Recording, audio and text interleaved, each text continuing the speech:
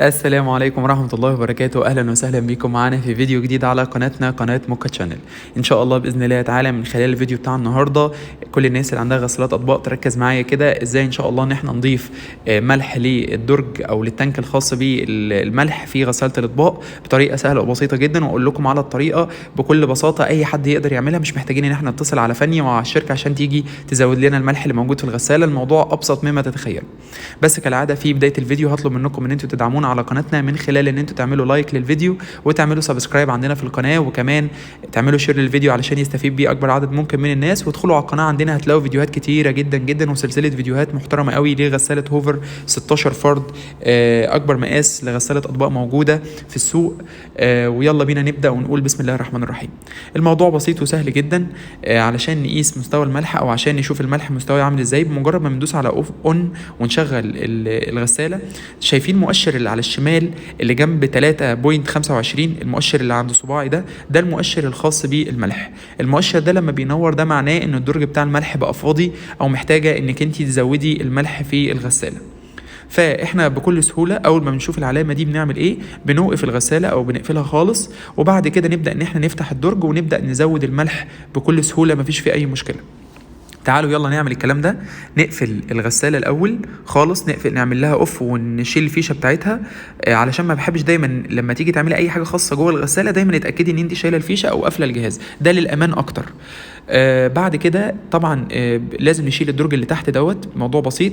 بنسحب الدرج وقبل النهايه كده بنروح رافعينه، وبعد كده نسحبه لبره هنلاقي الدرج بيخرج بسهوله جدا، مفيش اي مشكله. شيلنا الدرج، هنبص على اليمين، يمين الغسالة هنلاقي ان في درج كده او تانك مقفول، هو ده التانك بتاع الملح او الدرج بتاع الملح. بنفتحه في اتجاه عكس اتجاه عقارب الساعة، زي بنفس الطريقة اللي انا بعملها كده، وبنفتح الدرج كده. هنبص نلاحظ فعلا ان نسبة الملح فيه قلت. المفروض ان في الكتيب بتاع الغسالة دي بيقول ان المفروض ان الملح يكون ممتلئ للاخر، يعني المفروض ان الدرج ده يبقى ممتلئ بالملح. وكل ما نسبه الملح بتقل، اول ما نسبه الملح بتبدا تقل بتروح ظاهره المؤشر او العلامه اللي احنا شفناها على الشاشه بره. فاحنا دلوقتي هنزود الملح هنا عن طريق القمع اللي بيبقى جاي مع الغساله. وخلي بالك ما تزوديش الملح بشكل عشوائي وترمي كده وخلاص. الملح الحبيبات اللي بتنزل في بطن الغساله تحت دي خطر جدا جدا على الغساله، لانها ممكن تخليها مع الوقت تصدي. فلازم تستخدمي القمع، وكل ذره ملح بتقع بره الدرج ده لازم تلميها بايدك، وتخلي بالك كويس قوي من الحته ديت. الملح اللي انا جايبه في الفيديو واللي انا هستخدمه للغساله هو ملح لودفيك. العبوه دي عبوه كويسه جدا، ويعتبر حاجه محترمه، وكمان بتطلع نتائج كويسه، وفي نفس الوقت سعرها ما هوش غالي. العبوة دي عبارة عن 1.5 كيلو، وسعرها عامل في حدود 40-45 جنيه. رخيصة مش حاجة. كنت جايب قبلها فينش، وكنت عملته في فيديو قبل كده، والفينش العبوة كانت 2 كيلو في حدود 100 أو 110 جنيه. لكن العبوة دي يعتبر أرخص من لودفيكو، بصراحة برضو منتج كويس جدا. وما فضيش من العلبة في الدرج على طول، حافظ على نظافة الحاجة بتاعتي، وأكد كده إن حاجتي كويسة وتمام. فأنا فضيت من العلبة في كوباية، وبعد كده هستخدم القمع اللي جاي مع الغسالة. وبنصح تاني ما ترميش ملح وخلاص في الغساله ويتنطور كده في بطن الغساله، ده غلط علشان خاطر بطن الغساله ما يصديش. لان الملح ده بيبقى بيأثر جدا جدا على الحته ديت. ببدا ان انا ازود، وبكل سهوله كده بمسك القمع وابدا ان انا يعني انفضه كده او اخبطه بالراحه كده لفوق، زي ما انا هعمل دلوقتي كده. بصوا كده انا بعمل ايه بنفس الطريقه كده. فبالتالي انا بسكن الملح في الدرج كويس، وبتاكد ان الملح بينزل كله جوه، ما سيبش ذره ملح واقعه في بطن الغساله. وبكرر على الجزئيه دي مره واثنين وثلاثه.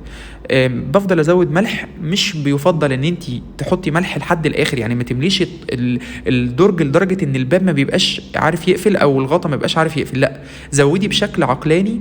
الملح ما بتزودش غير كل فتره، يعني ممكن كل شهرين، كل 3 شهور، على حسب الاستخدام. انا بكرر تاني، على حسب استخدامك للملح او على حسب استخدامك للغساله. شايفين انا بحاول اعمل ايه؟ بحاول افضي على قد ما اقدر في درج الغساله عن طريق الحركه اللي انا بعملها دي. وخلي بالك انك لازم بعد ما تخلصي الملح وبعد ما تحطي الملح في الغساله لازم تعملي لها دوره غسيل. لازم تعملي لها دوره غسيل، سواء كانت الغساله فاضيه او تعملي لها دوره عاديه، تحط لها الاطباق عادي او المواعين بتاعتك وتغسليها، علشان خاطر ما يبقاش الميه. عارفين الميه اللي طلعت من الدرج دي ميه مليانه ملح، الميه دي ممكن برضو تاثر على الغساله. زي ما شفتوا كده الدرج ما يبقاش مليان على اخره. وبعد كده ابدا ان انا اقفله عادي جدا بسهوله من غير اي مشكله خالص، والملح الزياده ترجعيه في العلبه بتاعته وبس. خلاص كده احنا زودنا الدرج بتاع الملح. بمجرد ما هنرجع بقى الدرج تاني مكانه ونقفل الباب ونيجي نفتح الغساله ونعمل لها اون، هنبص نلاقي ان المؤشر بتاع الملح طفى، وده معناه ان الغساله خلاص كده مش محتاجه ملح وكله تمام التمام. تعالوا كده ندخل مع بعض الدرج ونشوف القصه اللي بقول لكم عليها ديت. ندخل الدرج على مهلنا ونخلي بالنا على المستوى اللي الدرج بيركب عليه علشان خاطر ما يحصلش لوحه في الدرج او حاجه او تكسري اي حاجه، لان معظم المنتجات بتبقى ما هياش قويه قوي في الاستخدام. بنقفل الدرج كويس وبعد كده نقفل الباب زي ما احنا شفنا كده. وكل اللي بنعمله بعد كده ان احنا نحط الفيشه بتاعه الغساله لو كنا شلناها وندوس على زرار الباور. بمجرد ما بنضغط على زرار الباور ونبص على الشاشه هنلاحظ ايه؟ ان المؤشر اللي كان موجود خلاص ما بقاش موجود. المؤشر اللي كان بتاع الملح اللي كان موجود هنا خلاص ما بقاش موجود. انا كده الغساله بتاعتي تمام وجاهزه ان انا ابدا اني اشغل بقى اي برنامج انا عاوزاه او اشوف الاوبشنز اللي موجوده عندي في الغساله. ما فيش فيها اي مشكله خالص، وبكده نكون غيرنا الملح اللي موجود في الغساله بشكل بسيط وبشكل سلس وما فيش اي مشكله خالص. تقدري ان انت تضيفي الملح لوحدك وكل فتره زي ما قلت لحضراتكم. بالنسبه لقصه الملح بس عشان في بعض الناس سالتني وقالت لي ان للاسف الملح عندنا بيخلص بسرعه. يعني في ناس بتقول لي الملح عندنا مثلا بيقعد بالشهرين وبالثلاث شهور، وفي حد قال لي قبل كده ان الملح ما بيكملش شهر في الغساله وبيخلص بسرعه. السبب في ده بيرجع لسبب واضح جدا يا جماعه. ايه هو؟ درجه عسر الميه اللي موجوده عندك في البيت. يعني ايه درجه عسر الميه؟ درجه عسر الميه اللي بتبقى داخله الغساله دي بيبقى فيها نسبه من الاملاح. المفروض ان الغساله بيبقى ليها درجات عشان تتعامل مع عسر الميه.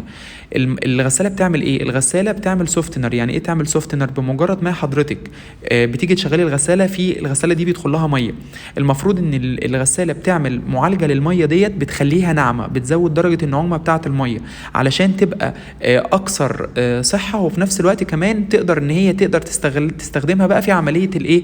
التنظيف بتاعه الاطباق. فبالتالي كل ما الميه كانت فيها نسبه من الاملاح عاليه كل ما الغساله هتعمل مجهود اكتر علشان تنعم الميه ديت. طب بتعمل البروسيس دي او العمليه دي عن طريق مين؟ عن طريق الملح. فهمنا القصة؟ فبالتالي كل ما المية كان فيها مشكلة، كل ما المية كانت فيها درجة أملاح كبيرة، الغسالة هتسحب ملح أكتر علشان تعمل عملية تنعيم للمية. فبالتالي دي العلاقة الطردية اللي ما بين العملية بتاعت عسر المية وكمية الملح اللي بتبقى موجودة في الدرج. كل ما درجة عسر المية زادت وكل ما احتاجت الغسالة ان هي تنعم المية اكتر واكتر، كل ما الدرج ده الكمية اللي فيه هتخلص اسرع واسرع. بس كده نكون وصلنا لنهاية الفيديو بتاعنا. اتمنى من ربنا سبحانه وتعالى ان انا اكون قدرت ان انا اوضح لكم العملية ديت بشكل بسيط وبشكل سهل. وكالعادة في نهاية الفيديو بطلب منكم دايما ان انتوا تدعمونا على قناتنا من خلال ان انتوا تعملوا لنا لايك للفيديو، تعملوا سبسكرايب عندنا في القناة، وكمان تعملوا شير للفيديو علشان يستفيد بيه اكبر عدد ممكن من الناس. وادخلوا على القناة عندنا هتلاقوا فيديوهات كتيرة جدا جدا مختلفة ومتنوعة وسلسلة فيديوهات لغسالات الاطباق مختلفة ان شاء الله باذن الله تعجبكم. واشوفكم ان شاء الله في فيديو جديد، والسلام عليكم ورحمة الله وبركاته.